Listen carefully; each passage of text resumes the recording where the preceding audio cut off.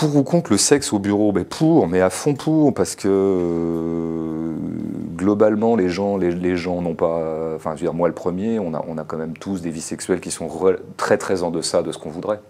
Si on peut multiplier les lieux où du sexe soit possible, alors là, moi, allons-y, bureau, sous le bureau, au-dessus du bureau, partout. Du sexe entre égaux au bureau, ouais.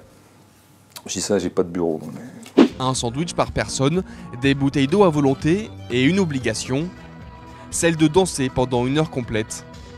La fête se déroule toujours en pleine semaine, à l'heure du déjeuner. Le tout pour quelques euros. C'est une bonne alternative au simple sandwich sur le pouce, voilà, au bureau. Aujourd'hui, la société favorise l'hyper-contrôle. Toujours plus, toujours mieux.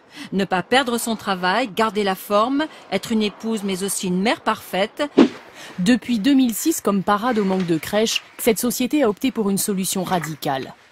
Proposer à ses salariés de venir travailler avec leurs enfants. Alors Bastien partage la vie de bureau et le bureau, la vie de Bastien, depuis 1 an. Ce fils d'éleveur aimerait marcher dans les pas de son père, mais il sent que le métier est menacé.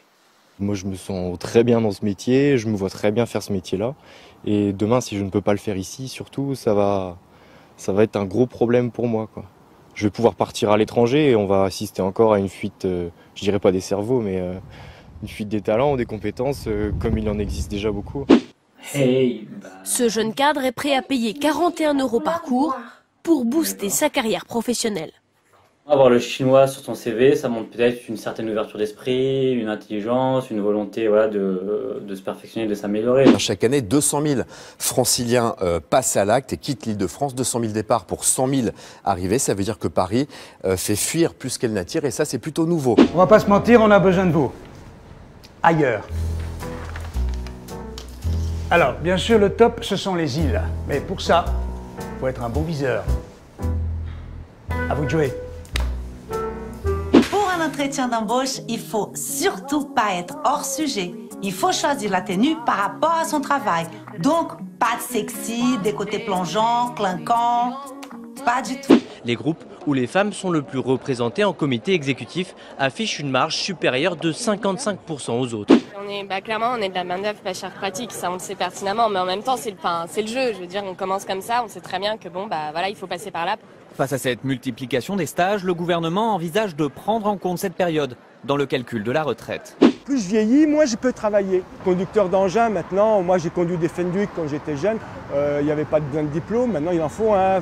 Tout est soumis à petit diplôme. Au départ je cherchais un CDI, mais ne trouvant rien, je me suis rabattu sur des CDD et maintenant l'intérim. Vous avez comme concurrent tous les jeunes qui arrivent frais moulus d'école, qui ont 25 ans, et vous en avez le double malheureusement. Les entreprises vous jugeront sur votre date de naissance et sur le temps qui est passé, et vous avez 50 ans. Ça c'est incontournable. Mini-job, une spécificité allemande. Ces emplois, payés 450 € maximum, exonérés de cotisations sociales et que l'on peut cumuler, se sont généralisés et viennent aujourd'hui fausser les chiffres du chômage en Allemagne. Car au final, il y a moins de CDI temps plein en Allemagne en 2012 qu'il n'y en avait en 2002.